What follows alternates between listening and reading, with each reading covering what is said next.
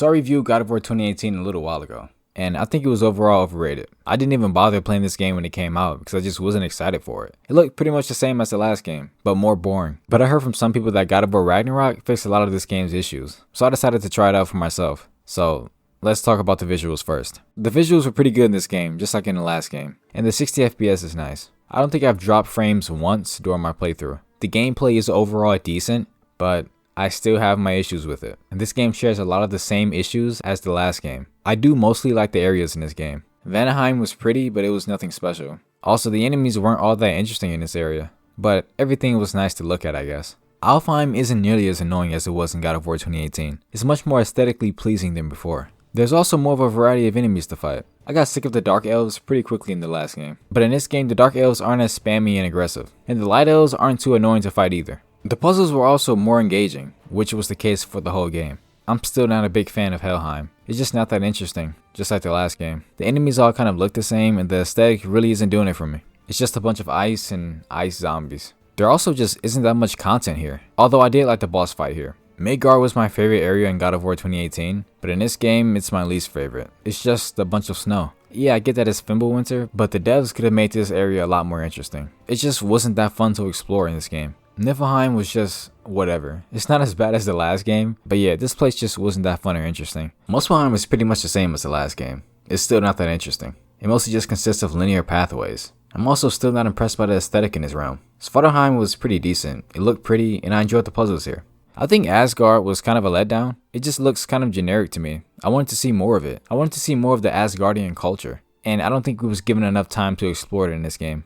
The combat is pretty much the same as God of War 2018. It's not terrible, but it can definitely use some improvement. A lot of improvement. It's still a bit too stiff for my liking. I think the difficulty was mostly fair, at least on Give Me No Mercy. It felt like my attacks actually did damage, and the enemies didn't do too much, unlike a lot of times in God of War 2018. Although the camera is still way too close during combat. I have no idea how this is still a thing in a game that came out just 2 years ago. This makes combat encounters feel way too claustrophobic, and it makes the combat feel clunky. It's so annoying not being able to see everything that's happening around me during combat. This is the single biggest problem with the combat for me, and it could have easily been avoided by zooming out the camera. I do like how the game started off with something exciting, which couldn't be said for the first game. Also like how we have to fight Atreus in the beginning. It was a tense and exciting way to introduce us to his powers. It was crazy thinking how Kratos almost killed Atreus. This is the kind of action that I wanted in the last game, and sadly there isn't nearly enough of those moments in this game either, which brings us to the pacing. There's some serious pacing issues in this game. There's way too many slow moments in this game, and I say it's worse than the previous game. Like when we play as Atreus in Ironwood, this part was really boring. This is the worst part in the game. All we did was ride a yak, which was super slow, collected some stuff, and talked. And it's not even good dialogue, which I'll get into later. And occasionally fought some enemies that came out of nowhere. These are usually the times when character development happens. But the character writing isn't that good in this game, just like in the last one. So this part just feels like a waste of time. I didn't really get anything out of it, other than getting to look at Ironwood, which was really beautiful. I know this game is narrative driven, but I still like my games to be games. And if the gameplay isn't fun, then the game isn't doing its job right. Like, what's fun about riding a slow animal down a set of linear paths while listening to characters talk? Nothing.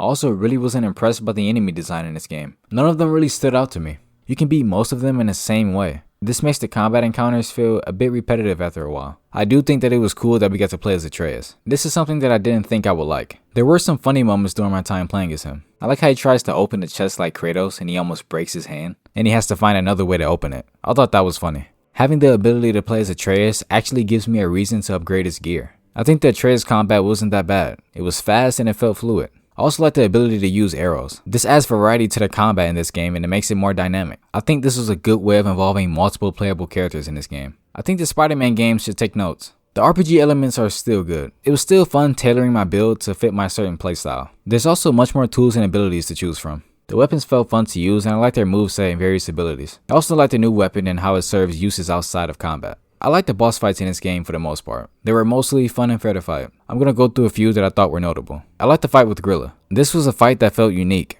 We actually had to do something interesting to beat her. We were in an open arena and had to shoot her cauldron to damage her. There's a lot of room to move around and platform to get into a better position. There were also ways to stun her to create more opportunities to damage her. This was a fun fight with some interesting gimmicks. I thought the Frost Phantom was pretty cool.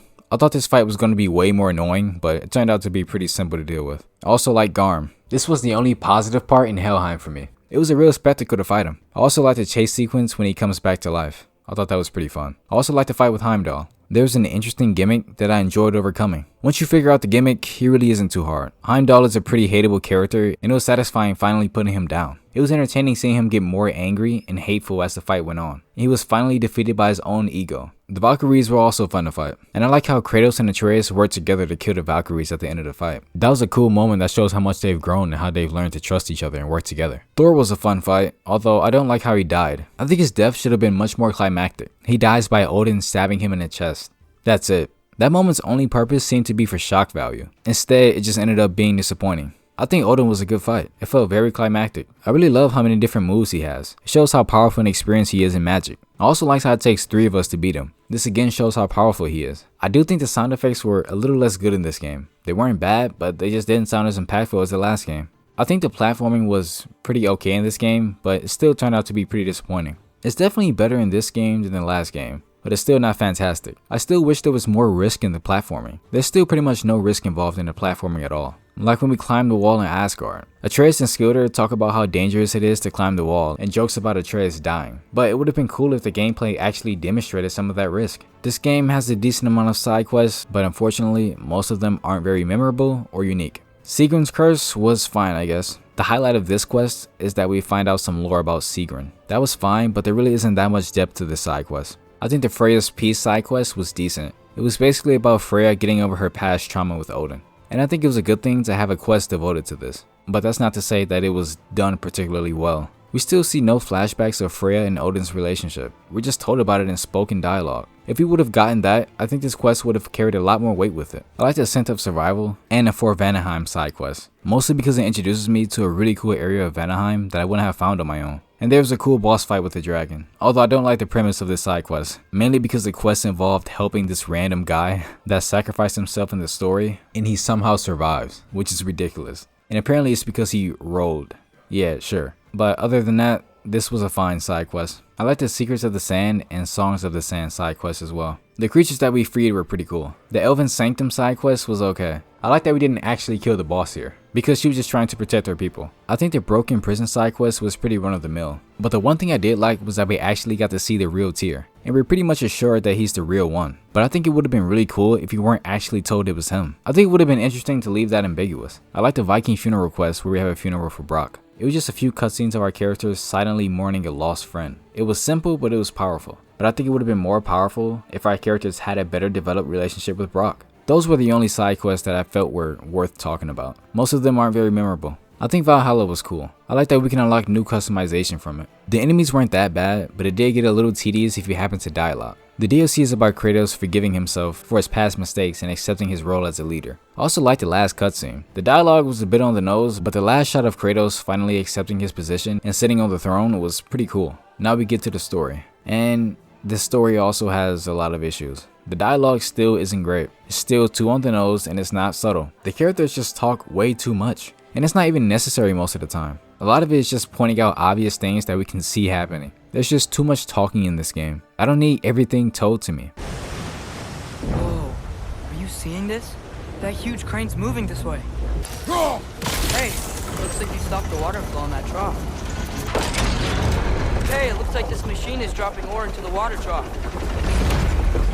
There's also too much talking during combat. It takes me out of those tense situations. The characters were a mixed bag in this game. I think Kratos is even better in this game. He gets much more characterization, which is something I really like. I like how he slowly shows more emotion throughout the game. And his transition towards expressing his emotions more feels earned and it doesn't feel forced. This is one of the only parts of the story that I can say that about. I also like the scene where Kratos tells a story to Atreus. It subtly portrays how much weight he feels on his shoulders. So much so that death will be preferable. This was genuinely an excellent scene. Atreus isn't as bad as he was in God of War 2018, but he still wasn't a very interesting character. I think he's too sassy and sarcastic sometimes. And he's not sassy and sarcastic in a charming way. It just comes off as rude and annoying. He's still kind of bland and he doesn't really express a lot of personality through his dialogue. He just feels pretty generic. Atreus' conflict with Kratos wasn't very good and it felt really on the nose, and we don't get a lot of time to explore it. This conflict is mainly because of Atreus lying to Kratos, and Kratos obviously doesn't like that, and Atreus wants to talk to Odin. He's trying to stop Kratos from dying in Ragnarok, but Atreus doesn't want Kratos to know that he dies. And I don't know why. What's wrong with telling him that? And his reconciliation with Kratos also feels really forced. He runs back to Kratos like he suffered badly from going to Asgard and working with Odin.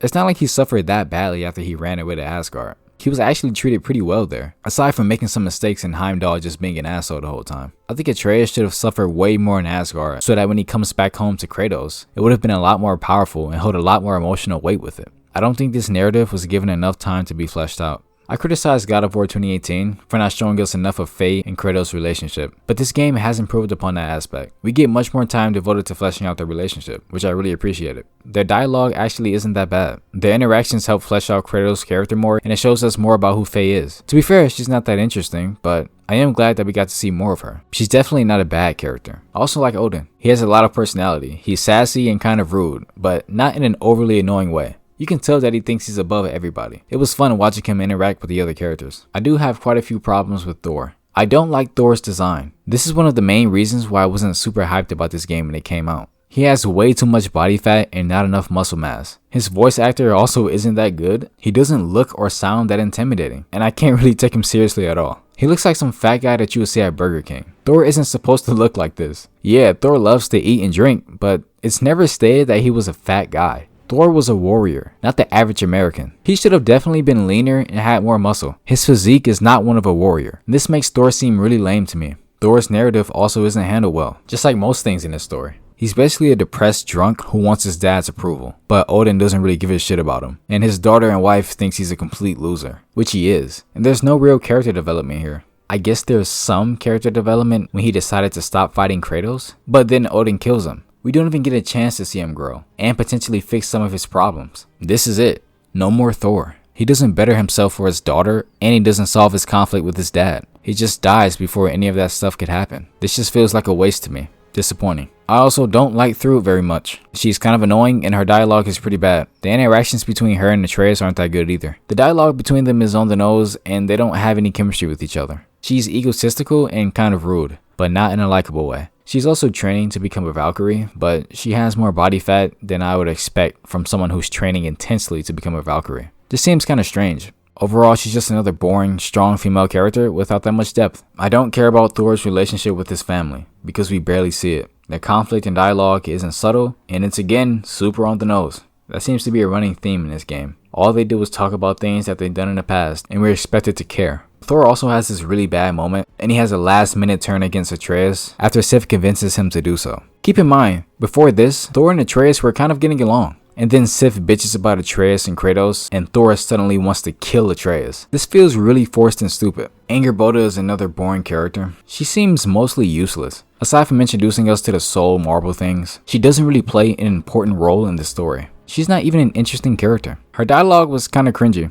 She's boring and she doesn't really have that much of a personality. She tells us backstory about her life, but it still isn't interesting. Angrboda and Atreus' relationship also isn't very good. The dialogue isn't good and it sounds very cliche. They also don't have any chemistry with each other. Mimir is still the same as he was in the last game, but worse. He still doesn't serve much purpose outside of giving exposition. He's also not a very interesting character on his own. He seems completely useless now. At least in the last game, he at least gave us some useful information. But in this game, he seems way less useful. He mostly just talks way too much. I still like Brock and Sindri. They both have fun personalities, and they're a good contrast to Kratos, Atreus, and Mimir, who are more serious. They do have some conflict, but it's not done well. Apparently Brock died, and Sindri resurrected him, and he was missing a part of his soul, and Brock was mad because of that. But they never reconcile with each other. Brock dies before that could happen. I also don't like the transition that Sindri makes to being super angry and edgy after Brock dies. It feels very forced to me. Not to mention that his anger is very misplaced. It's not like the other characters knew that Odin was masquerading as Tyr. Why is he so mad at them? But yet he seems to be more angry at them than Odin himself. This just seems off to me, and it feels like a stupid way to cause more conflict between the characters.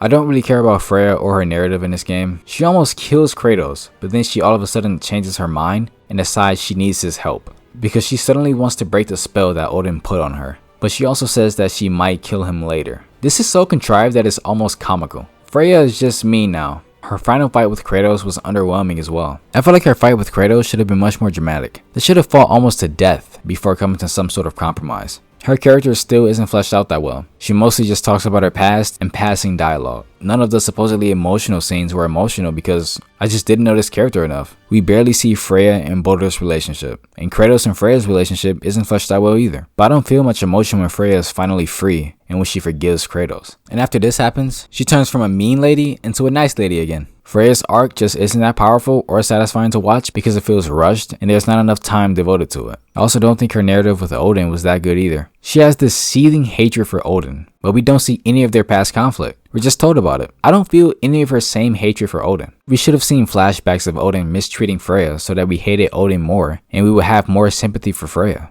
I don't care about Freyr because I don't know who the fuck he is. He's supposedly Freya's brother, but I don't give a shit about this narrative because we haven't seen their relationship at all. He's also just not that likable. He's kind of annoying and cowardly. He doesn't seem to take anything seriously and he just seems like a dickhead. I can't really find any good traits about him. I do like Heimdall. He's such a completely pretentious asshole that it's kind of funny, and he shows these characteristics in every interaction. The game does a good job of making us hate him, and seeing him get defeated by Kratos was pretty satisfying. As I said, the dialogue is pretty bad in this game. Everyone just explains exactly what they think and feel and makes obvious observations. The only characters that are kind of immune to this are Kratos, Brock, and Sindri. As I said before, there's just too much talking in this game in general, and most of it isn't even that important. I can seriously cut 50% of the dialogue and it wouldn't change anything. There's also this unintentionally funny part where some random Vanaheim soldier sacrifices himself and we're somehow supposed to feel some sort of emotion when we literally don't know who the fuck this guy is, but it turns out he survived because he rolled. Yeah, alright. One example of the characters explaining too much is when Angerboda ruins a joke by saying it's a joke.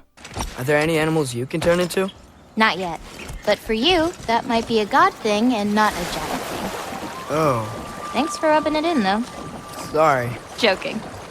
She didn't need to say that this was a joke. This kinda ruins the whole joke. It would have been better if she didn't say it. The audience would have realized the joke. We can interpret things for ourselves. We don't need everything told to us. The characters also give away way too many hints. It's even worse than in the last game. It's that the game thinks we're all 5-year-olds. This game is also very on the nose with its themes. A big theme in this story is about destiny and being able to choose your own destiny. And the game takes every opportunity to tell you that in the most blatant way possible. The dialogue also consists of too much exposition. There are some interesting story beats. The twist with Odin genuinely caught me off guard. I was surprised that they actually killed off Brock. It is weird because Brock really isn't an important character, but it still surprised me nonetheless. Although I did find the reaction to his death by the other characters kind of forced. Brock, or Sindri for that matter, hasn't really developed a deep relationship with Kratos or Atreus. The characters act super depressed and angry about what happened, and it just seems super forced. This just serves as a lazy way to motivate the characters by vengeance against Odin. Because until this point, Odin really hasn't done anything wrong in the story yet.